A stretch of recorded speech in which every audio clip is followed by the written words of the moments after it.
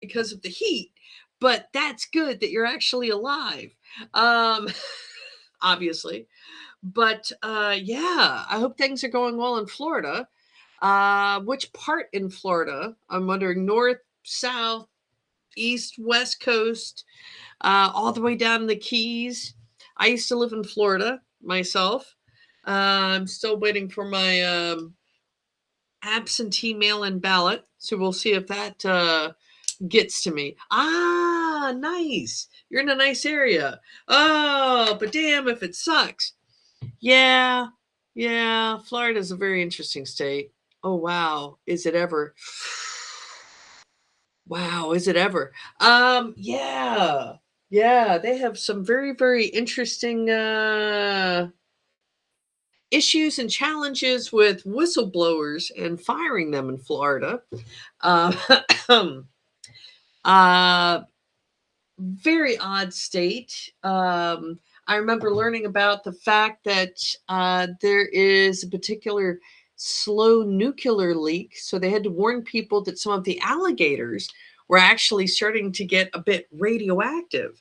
So, but it still does not quite equal Australia because radioactive alligators probably going to stay away from you. Australia, everything kind of wants to kill you. So, uh,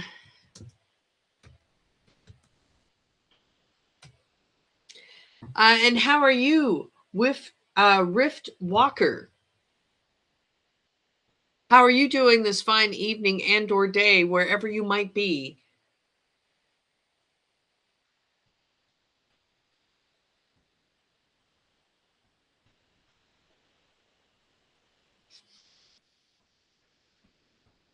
I was hoping that this live thing we could like interact with people instead of just chatty chat, texty text. So I will have to figure out perhaps maybe a slightly better medium or something in the near future. Uh, Oh, when next in Sofia? That is a good question. I am hoping to get back there soon. I am trying to figure out if a Constantine Romania conference is going to be booking me flights, and if so, then I plan on taking a bus from there to Varna and visiting some friends and maybe staying for like a week. Not like Western touristy, what is it, Golden whatever area, but more where real people live. So hopefully, maybe this month, hopefully. And cool. You're looking for an internship. Which country? I ask because I've been speaking to a few people in a few countries who are also trying to figure out a way to get a job and or internship and apply in a way that they actually get brought on board and fight the AI. Golden Sands. That's it. Golden Sands. Yeah, not that area of Varna, but regular, real area. So that's the plan. So yeah, I like that area. Plus, Varna has so much history. I love the fact that the gold jewelry, the goldsmithing, all that kind of stuff was just so exquisite in the whole area. Everywhere you walk, there's history. Plus, the food is fantastic. So, yes, I'm quite looking forward to it. I'm just kind of waiting for them to book that ticket. And then, yeah, they just don't seem to be very talkative. But that usually means that they've got a lot going on. So hopefully, I will be at Cyber C Romania. I think a lot of it has to do with funding on their part. The sad part is right now in the world, because a lot of funding has been cut with different things coming out of the US and other areas. Many conferences or programs, etc., especially on cyber and misinformation, you know, it's been kind of cut. Hey, LK, look me up and ping me privately because I might be looking for a place. Um, yeah, because yeah, that would be good. I do not want to stay in a casino hotel again in freaking Varna. I don't really like casinos. The new book is going very, very well. It's actually behind me. I've been doing a bunch of notes on which case studies to start putting forward first. I'm also just waiting on word from my lawyer to make sure that I can publish, because I've run into some challenges, some family challenges. So I might have to delay the official publishing. However, what I want to do now is to start releasing some of the tools and some of the case studies that will be going along with the book. And with the tools, some of the things that I've been looking at is when I published my short title, Secrets from the Future, post quantum computing paper in 2024, one of the paper reviewers from Ericsson, she had stressed that she had been to multiple post quantum computing conferences, but to her, they seemed to run around, talk about it, but no solutions and nothing about tools.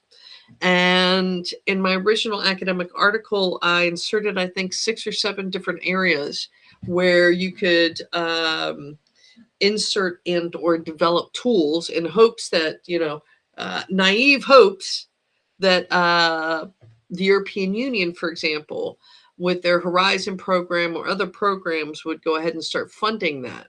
Now, I don't see a lot of tool development specifically, especially when we look at the transition period, where we've already heard that Google is announcing that they think by 2030 or 2031 that there will be enough qubits held to break certain levels of encryption effectively.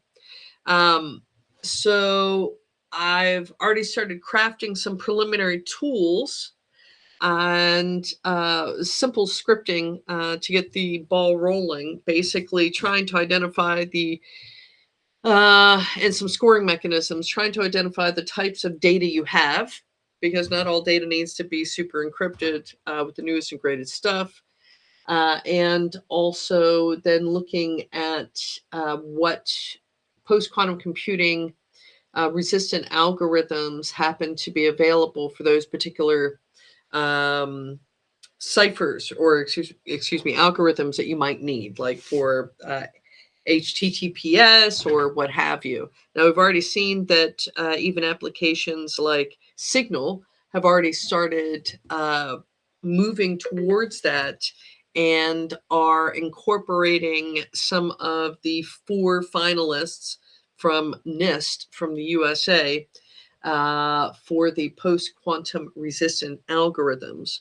So I see that it's starting to speed up, especially with China putting a lot, and I mean a lot of money into the technology, and they can kind of afford to. I should write an article. Economically, China is doing quite well right now. They're not at war. They are able to collect elevated tariffs on certain goods that, quite frankly, most likely, I'll say probably, fuel part of Russia's war effort against Ukraine. Washing machine parts specifically. China raised washing machine part tariffs by 60% a year and a half ago. And that's one of the kind of code words, shipping label words of how to get certain parts and motors and so forth for drones and other stuff. So China is making a lot of money, and not everybody else is. So China has the capability, the scientists, and the money to actually push forward when it comes to the collection of data to harvest now, decrypt later, and also to push forward post quantum computing. So I'm really looking forward to putting out the book once I can get some legal agreements signed so that I can actually put it out. But until then, I want to start putting out the case studies that I used in the workshop I had in Sofia, Bulgaria, and in Bucharest. And I think it was 2024 and 2025. So I am very looking forward to it because I quite like to write. And as a matter of fact, towards the end of the week or perhaps Monday, I've got to time it right, and I'm trying to uh, do the final editing on the article. What did I call it? No, it's not that one. It's not that one. So an article called "The World's Most Valuable Island, Greenland Changes Everything: Why Greenland Has Become the Strategic Prize for Trump, China, Russia, NATO, Space Force, and now the new race for the moon." Where are we back? So what I did was a deep dive into some of what's kind of going on behind the scenes of some of the media headlines when it comes to the resources, the advantages that Greenland can afford the space race and the space war. And I also discussed the fact that China has set quite an ambitious plan to build the first lunar moon base by 2035, and they're bringing Russia along with them. And they're placing it in a certain location which is known to be quite rich in something called helium 3. And what that is a highly concentrated form of energy. So, for example, if refined, it could then lead to a regular size industrial country, basically using, I don't know, 10 tons of it and fueling that country. And so I put a few estimates of what it would take for China, et cetera, and also how I don't think it is by accident that that happens to be where they want to build their moon base, but also the fact that China is supporting over 400 space companies and space startups in China, whilst the US, a couple of handfuls, and Europe, a few more, but on scale, wow. So then we have to also consider the fact that imagine if China or any other large industrial country or trading bloc suddenly was able to gain the advantage of basically unlimited power for 1 year, how that would affect international trade and how advantageous that would be. I also discuss currency manipulation, which seems to be a big thing during the current, we'll say, global chaos, and fact that Greenland is positioned very, very well for a couple of other key things, certain types of launchers, like a polar launch, but also because of where it's positioned, many very interesting satellites and other space assets like military reconnaissance and so forth, weather, end up going around and around several times a day, every 96 minutes, basically. That enables anyone, any nation state that has the technical capability to utilize and leverage the location to see a great deal about what's going on in the current space domain. The reason why it's so important is we've got these vying factors where, I hope I'm not rambling too much, where things like rare earths, but there are even other materials that certain countries have a stronghold on. So, in order to also look at getting some of those materials, we're going to have to look at space. Now, a few years back, before COVID times, four times, Luxembourg actually passed a law that stated if any Luxembourgish citizen um, mined an asteroid, then they automatically could own it, and Luxembourg would recognize that ownership. So it's very interesting how we're pushing further and further in space, and also looking at the fact that, although it's not covered a lot because, quite frankly, I don't know of any journalist astronauts up in space just dropping by the ISS or the building of the Chinese lunar moon base. Uh, but there's already warfare going on in space. I used to be in something called Space Command in the U.S. Air Force, and